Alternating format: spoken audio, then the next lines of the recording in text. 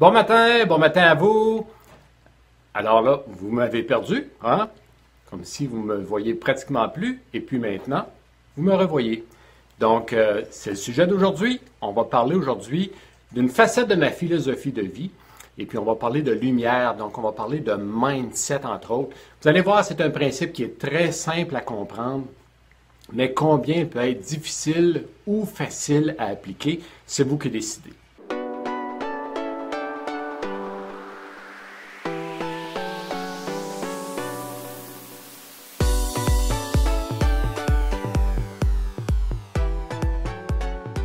Mais avant, c'est important de vous dire que si vous avez manqué certaines de mes dernières vidéos, je suis en rediffusion sur ma chaîne YouTube. J'ai mis un lien avec la description de cette vidéo.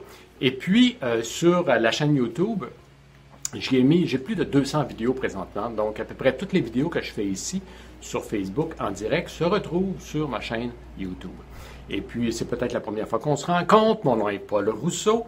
Et puis, comme conférencier, aussi comme entraîneur personnel, comme praticien en gestion du poids et en soins de santé au naturel, j'aide les gens qui sont sérieux dans leur désir de s'améliorer, de transformation, à avoir plus d'énergie, de vitalité, à avoir plus de confiance en eux et à se sentir mieux dans leur peau. Donc, ce matin, comme prévu, bon matin aux gens qui se sont ajoutés à nous jusqu'à présent. Donc, je vais vous redonner un petit exemple pour ceux qui ont peut-être manqué le début de cette vidéo. Donc, ici, vous me voyez et puis maintenant, vous ne me voyez à peu près plus. Il y a les ordinateurs qui me jettent de la lumière, mais maintenant, vous me voyez. Donc, aujourd'hui, on va parler de lumière. Et ça, vous allez voir, de la façon dont on va en parler, c'est vraiment un principe qui parle de mindset et c'est une philosophie, une facette de ma philosophie de vie. Alors, ici, je vous pose une question. Selon vous, qu'est-ce qui est le plus puissant? Est-ce que c'est la lumière ou si c'est la noirceur? Qu'est-ce qui est le plus puissant entre les deux? La lumière ou la noirceur?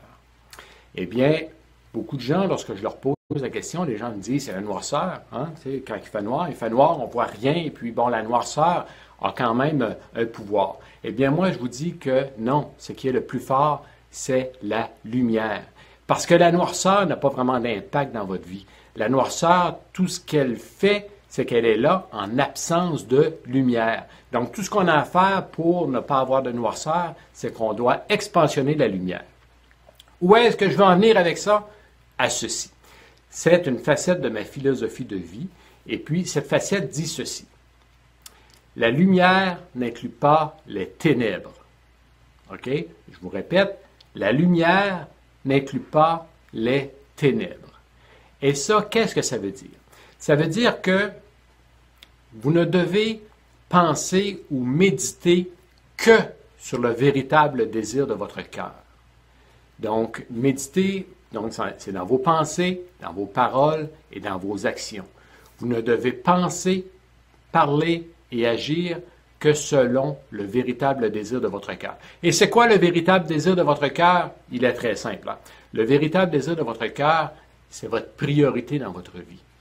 Moi, je vous suggère d'avoir au moins une priorité dans chacune des 8 facettes de votre vie. On parle ici de la famille, le social, votre santé, votre carrière, etc. Donc, une priorité. Et la priorité, c'est quoi? C'est important que vous sachiez c'est quoi les priorités dans votre vie. C'est quoi la première priorité dans votre vie? Est-ce que c'est votre santé? Est-ce que c'est votre famille? Est-ce que c'est votre spiritualité? C'est quoi la première? C'est quoi la deuxième? C'est quoi la troisième? Parce que c'est super important de savoir qu'est-ce qui est le plus important dans notre vie. Parce que savoir pour quelles raisons vous êtes prêt à vous tenir debout dans votre vie. Parce que si vous ne vous tenez pas debout, peu importe ce qui arrive, là, si vous ne vous tenez pas debout pour au moins une chose, eh bien, vous tomberez pour n'importe quoi. Donc, se tenir debout pour au moins une chose, et cette chose-là, ça doit être la chose qui occupe votre esprit, ça doit être la chose qui occupe vos paroles et vos actions. Donc, une dans votre santé, votre famille, votre carrière, etc. Donc, c'est important d'en avoir une priorité dans chacune des facettes de votre vie. Et puis, vous savez, lorsqu'on parle de ça, il n'y a que ça qui occupe votre esprit, eh bien, dites-vous qu'il n'y a pas de doute et il n'y a pas de peur qui peut rentrer dans votre esprit. Tant que vous gardez votre esprit élevé avec des choses qui vous allument, pour parler de lumière, eh bien, tant que vous demeurez élevé dans vos pensées, eh bien, il n'y a rien d'inférieur qui peut pénétrer dans votre conscience. Et ça, ici, vous pouvez regarder dans votre passé. Il y a des choses qui vous ont préoccupé dans le passé, qu'aujourd'hui, vous y pensez, puis vous dites, « Hey, je m'en faisais pour ça, c'était non pas grave. Hein? » C'est parce que vous vous êtes élevé en tant qu'individu, hein? En tant que personne. Donc, comment on fait pour appliquer ça dans notre vie de tous les jours? La lumière n'inclut pas les ténèbres. Comment on fait? Hein? Ce qui est important ici, je vais vous donner deux trucs, OK? Deux méthodes pour pouvoir faire en sorte de rester élevé, que vos pensées demeurent élevées. Parce que vos pensées doivent être occupées par ce qui vous allume et non par ce qui vous éteint. Si vous occupez votre pensée que par ce qui vous allume, eh bien, vous n'aurez pas de doute, vous n'aurez pas de peur dans votre vie. Vous savez, lorsqu'on perd notre objectif de vue, lorsqu'on commence à voir des obstacles dans notre vie, c'est parce qu'on a perdu notre objectif de vue. Donc, comment on fait? Premièrement, avoir au moins un objectif dans chacune des 8 facettes de notre vie. Commencez pas avec 8 objectifs aujourd'hui, là. Commencez avec un seul objectif. Et puis, cet objectif-là doit comporter certaines caractéristiques. Premièrement, il doit être bon. Donc, bon pour votre santé mentale, votre santé physique, votre santé spirituelle. Cet objectif-là, deuxièmement, il doit être bien.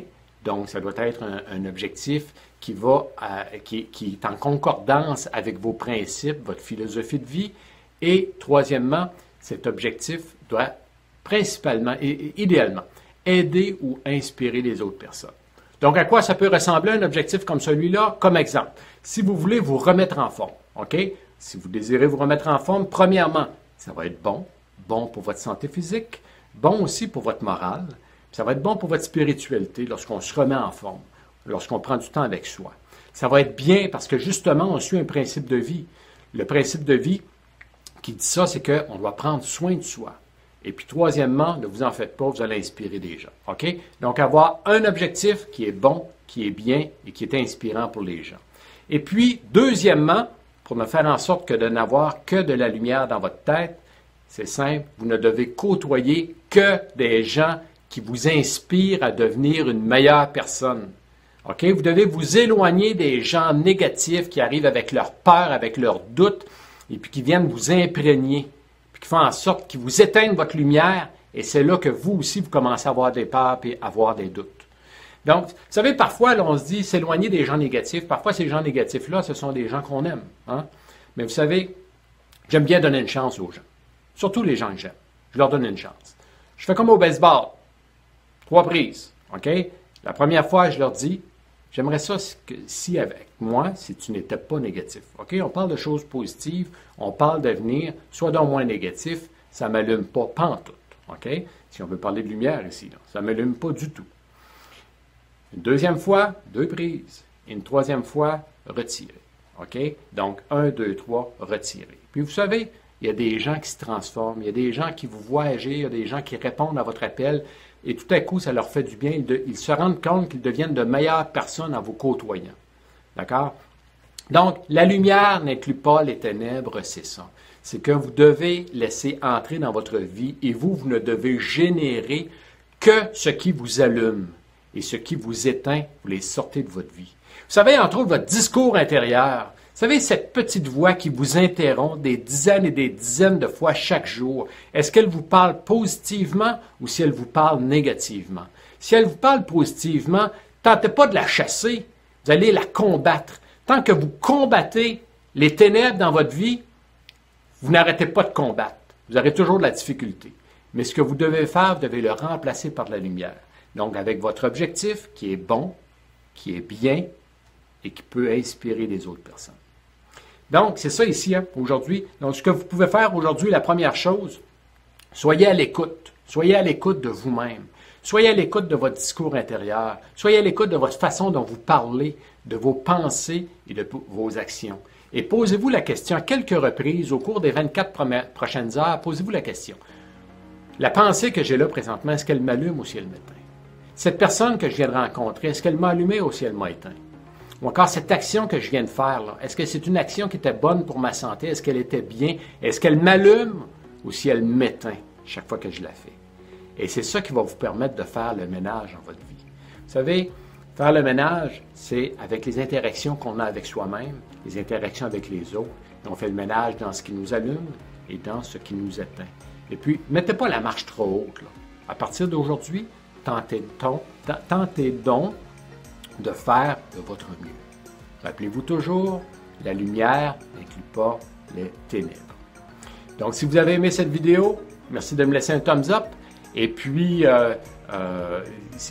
oui, je vous invite à vous rendre sur mes 2 pages, Paul Rousseau Conférencier et Top Shape Fitness, et d'aller aimer et d'aller suivre ces 2 pages-là et vous assurer de recevoir des notifications pour les prochaines vidéos que je vais faire. Et en parlant de prochaines vidéos, la semaine prochaine, je vais faire au moins 2 vidéos et peut-être même une 3e en soirée. OK? Donc, c'est exceptionnel. 2 le matin et peut-être une en soirée. Je suis en train de faire un ménage dans mon agenda pour pouvoir me le permettre. Et faites-vous-en pas, je vais vous le dire à l'avance quand est-ce que ça aura lieu. Alors, c'était un plaisir de vous rencontrer ce matin. Et dites-vous bien qu'on se reparle bientôt, la semaine prochaine. Et la lumière n'inclut pas les ténèbres. Qu'est-ce qui vous allume? Qu'est-ce qui vous éteint? On fait le ménage là-dedans à partir d'aujourd'hui. Ciao!